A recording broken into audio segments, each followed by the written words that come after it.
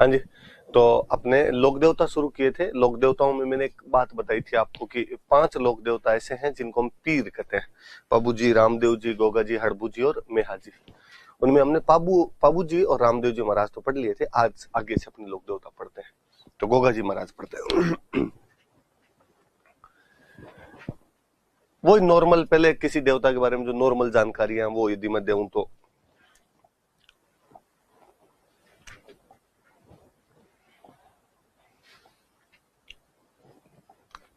गोगा जी पढ़ रहे हैं। आपने नाम लिखा हुआ था वहां पे, गोगा जी चौहान।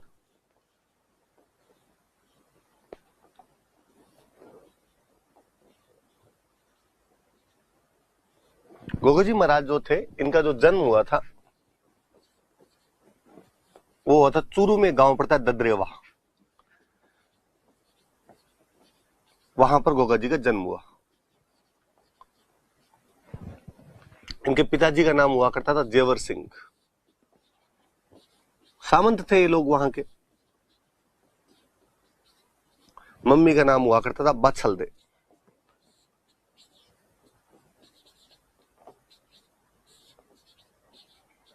दो तीन जानकारी याद रखना भाई कि जन्म तो कहां पर हुआ था, ददरेवा चूरू में। पिताजी का नाम था जेवर सिंह और मम्मी का नाम क्या था, बाछलदे था। मुझे याद है किसी एक एग्जाम में पूछा हुआ था कि जेवर सिंह और बाछलदे कौन से लोक देवता के माता पिता का नाम था, तो गोगा जी महाराज के माता पिता का नाम था। ऐसा कहा जाता है कि गोगा जी ने महमूद गजनवी के खिलाफ युद्ध किया था।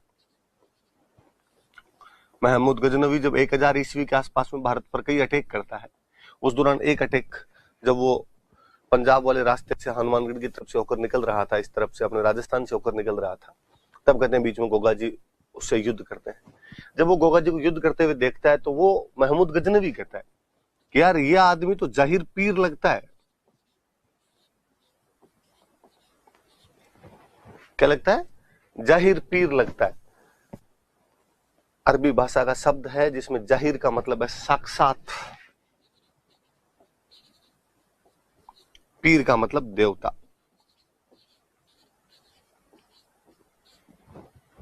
कि ये व्यक्ति तो साक्षात देवता के समान लगता है, जाहिर पीर के समान लगता है। जैसे अपन कई बार बोलते हैं ये बात जाहिर तौर पे सही है, मतलब ये बात साक्षात सही है एकदम, इसमें कोई रौला रप्पे वाली बात नहीं है।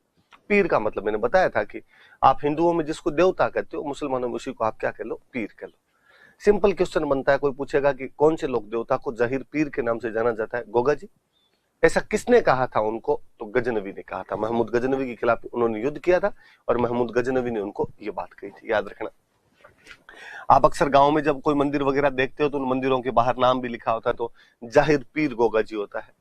पर चूंकि धीरे धीरे आप भ्रंश होते हैं नाम, तो कई जगह आप जाहिर की जगह जाहर देखते हो, पीर की जगह वीर देखते हो। जाहर वीर गोगा जी भी देख लेते हैं आपने, पर एग्जैक्टली वो जो नाम है वो जाहिर पीर है। ऐसा कहते हैं गोगा जी के दो मौसेरे भाई थे, अर्जन और सर्जन।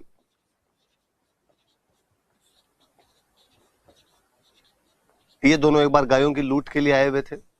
गोगा जी के गांव से गायें लूट के लेके जा रहे थे लोग, और गोगा जी अपने मौसेरे भाइयों के खिलाफ ही लड़ते हैं, गायों की रक्षा के लिए लड़ते हैं। जिस प्रकार पाबू जी लड़े थे उसी प्रकार गोगा जी लड़ते हैं, और गायों की रक्षा के लिए युद्ध में लड़ते हुए शहीद हो जाते हैं। तो अर्जन और सर्जन के खिलाफ लड़े थे, ये उनके मौसेरे भाई थे अर्जन और सर्जन। किस लिए लड़े, तो गायों की रक्षा के लिए, फॉर प्रोटेक्शन ऑफ काउज। गायों की रक्षा के लिए लड़े थे और लड़ते हुए उस गांव के अंदर शहीद हो गए थे। नॉर्मल सी बातें कि इनके जन्म ददरेवा में हुआ। पापा का नाम जेवर सिंह था, मम्मी का नाम बाछलदे था। महमूद गजनवी के खिलाफ युद्ध किया तो गजनवी ने इनको जाहिर पीर कहा था। अपने मौसेरे भाइयों अर्जन सर्जन के खिलाफ गायों की रक्षा के लिए लड़ते हुए गोगा जी महाराज शहीद हो गए थे। ऐसा माना जाता है कि ददरेवा जो इनका जन्म हुआ था, उस युद्ध के दौरान जब वो अर्जन सर्जन के खिलाफ लड़ रहे थे तो यहाँ उनका सिर कट के गिर गया था, इसलिए यहाँ पे जो मंदिर बना हुआ उसको शीर्ष मेड़ी कहते हैं। शीर्ष मेड़ी कहा जाता है। और हनुमानगढ़ में एक जगह पड़ता है गोगा मेड़ी।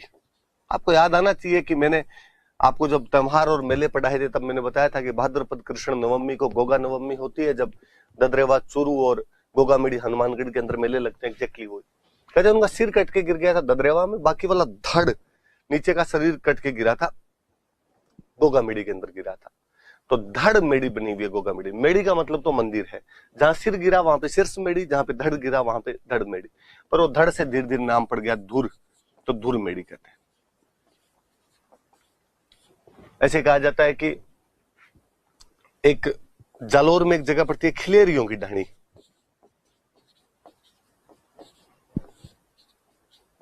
खिलेरियों की ढाणी नाम करके जालोर में जगह है, सांसोर के पास में।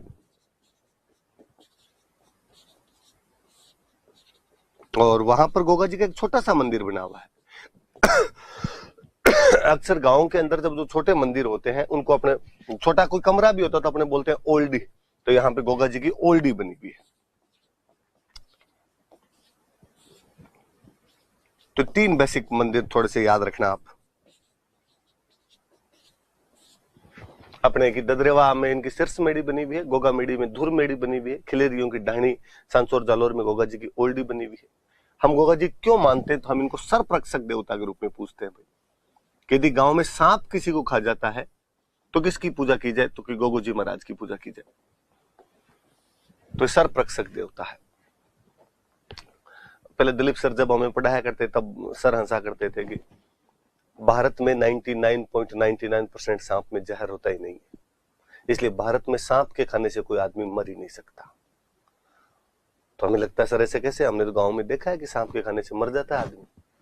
तो सर कहते होता क्या है कि जब बंदे को सांप खाता है तो वो डर जाता है बहुत ज्यादा, तो वास्तव में डेथ उसकी डर की वजह से होती है कि सांप खा गया, बस वो डर जो होता है वो बहुत भयानक होता है। और जब बंदे को हॉस्पिटल लेके जाते हो तो उसके हार्ट बीटन प्लस रेटन सब बढ़ी हुई रहती है डर के मारे, और डेथ की संभावना बढ़ जाती है। और जब उसे आप मंदिर लेके जाते हो तो उसे थोड़ा सांत्वना मिलती है, कहीं ना कहीं उसको दिमाग में कई ऐसी धारणाएं बातें होती है कि गोगा जी महाराज, तेजाजी महाराज ये सब सांपों से बचा लेते हैं, तो वो आदमी जो है वो थोड़ा अच्छा फील करता है, थोड़ा हार्ट बीट प्लस रेट थोड़ी सही आ जाती है और मरने की संभावना कम हो जाती है, वरना हार्ट अटैक से आदमी मर जाता है। ऐसा दिलीप सर कहते थे हमको। मैं ऐसा मानता हूँ कि गोगा जी महाराज ठीक कर देते होंगे उनके मंदिर पे ले जाने से, इसलिए बंदा ठीक हो जाता होगा। क्योंकि मेरा गांव गोगा जी महाराज के ददरेवा से बहुत नजदीक पड़ता है। मैं गोगा जी महाराज के खिलाफ कोई स्टेटमेंट जारी करके जाऊंगा आज साथ सलाम महाराज शाम कोई नागराज आए हुए तैयार मिले, ऐसा नहीं होना चाहिए। तो मेरा ऐसा मानना, आप अपने हिसाब से देख लेना, सहूलियत के अनुसार जो मानना चाहो वो मान लेना। आप सर्परक्षक देवता के रूप में पूछते हैं। सांप से डर सबको लगता था, सबको लगता। तो राजस्थान में सबसे अधिक मंदिर यदि किसी लोक देवता के तो गोगा जी महाराज के। जटे जटे खेजड़ी ने बठे बठे गोगो, कि जहां जहां खेजड़ी है वहां वहां गोगा जी के मंदिर मिल जाएंगे। तो गोगा जी के जो मंदिर है वो खेजड़ी के पेड़ के नीचे बनाए जाते हैं। खेजड़ी वृक्ष के नीचे हमेशा मंदिर मिलेंगे आपको गोगा जी के। अब ये भी मुझे लगता है यार इसमें कई याद करने वाली बात है। राजस्थान में खेजड़ी थी तो खेजड़ी के नीचे बनाएंगे। कौन से यहाँ पे पपीते थे जो उनके नीचे मंदिर बना लेते हैं अपने, तो खेजड़ी के नीचे उनके मंदिर बने हुए रहते हैं। मेड़ी होती है गोगा जी महाराज की, जो मेड़ी बनी हुई रहती है। एक राइटर है कवि मेह, और कवि मेह ने एक बुक लिखी है, ये याद रखना, गोगा जीरा रसावड़ा।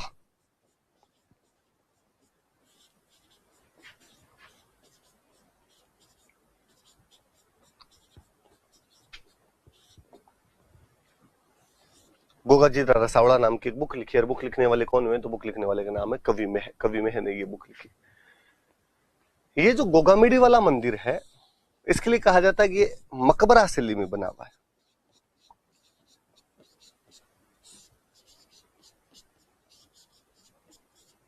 मकबरा शैली के अंदर बना, ऐसे बना हुआ जिस प्रकार कोई मकबरा बना हुआ होता है। और इसके अंदर एक शब्द लिखा हुआ है बिस्मिल्लाह, अरबी शब्द है बिस्मिल्लाह, वो शब्द लिखा हुआ है इसमें। नॉर्मली बिस्मिल्लाह का मतलब होता है श्री गणेश करना, शुरू करना किसी भी काम को, लो बिस्मिल्लाह करो इस चीज को। तो जो हिंदू श्री गणेश लिखते हैं उस रूप में किसी ने बिस्मिल्लाह लिख दिया होगा, मकबरा शैली में बना हुआ है।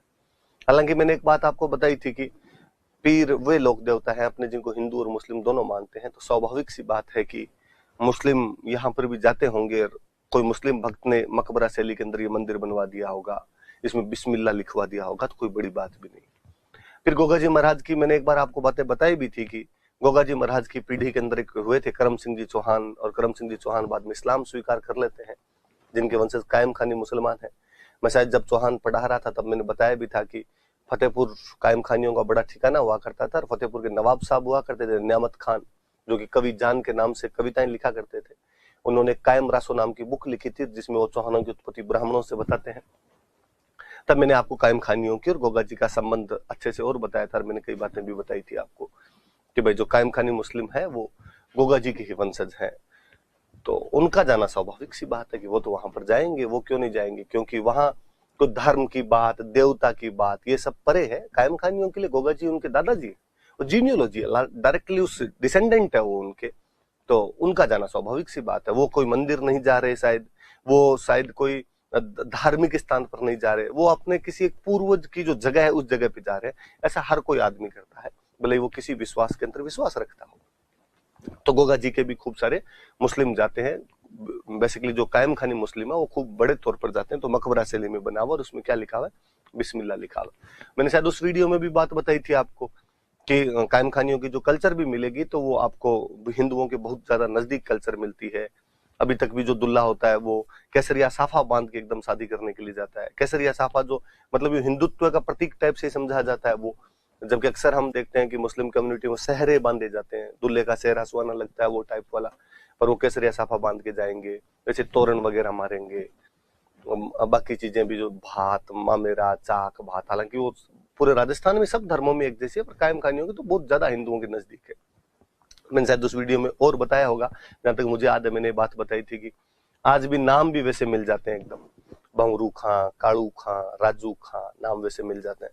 2014-15 की बात है, मैं एक बैच के अंदर पढ़ा रहा था और मैंने बताई ये बात कि कायम खानी मुस्लिम गोगा जी के वंशज हैं और उनके नाम आज भी हिंदू नाम जैसे मिल जाते हैं एकदम। नाम कालू खां, राजू खां, भंवरू खां होते हैं। एक बच्ची खड़ी हुई और उस बच्ची ने कहा कि सर कालू खां, भंवरू खां, राजू खां, आप थोड़े आगे चले गए सर।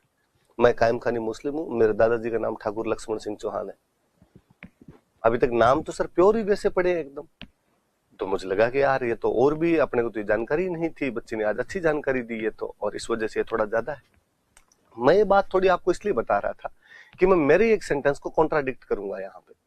मैं जब शुरू कर रहा था तो मैंने कहा था कि पीर वे लोक देवता है जिनको हिंदू और मुस्लिम दोनों मानते हैं। यकीनन वो ही लोक देवता है जिनको हिंदू और मुस्लिम दोनों मानते हैं। और पीर का मतलब ही है कि वहां पे मुस्लिम भी जाते हैं, इसीलिए उनका नाम पीर पड़ा है। पंच पीर वाली अवधारणा यही है। पर आरपीसी जो ना करवाई वो है जी। मुझे याद है आरपीसी ने एक बार एक क्वेश्चन पूछा था, क्वेश्चन में पूछा कि इनमें से कौन से लोक देवता को मुस्लिम भी मानते हैं, और उसने पाबूजी, हड़बूजी, गोगा जी और मल्लीनाथ जी 4 ऑप्शन देके गोगा जी उत्तर मान लिया था। यदि अब उसको कोई देखे तो वो कहेगा यार पाबूजी हड़बूजी भी तो पंचपीरों में आते हैं, पंचपीरों को तो मुस्लिम मानते हैं।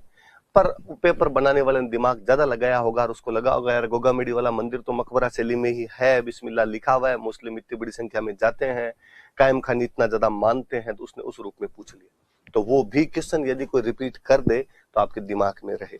फिर आप कहोगे सर फिर पहले वाली बात हम क्यों माने, कभी अगला क्वेश्चन मेंस में पूछे कि पंच पीर क्या होते हैं तो बताना कि पीर वे लोग देवता है जिनके हिंदू और मुस्लिम समान रूप से पूजा करते हैं तथा राजस्थान में ये 5 पीर है।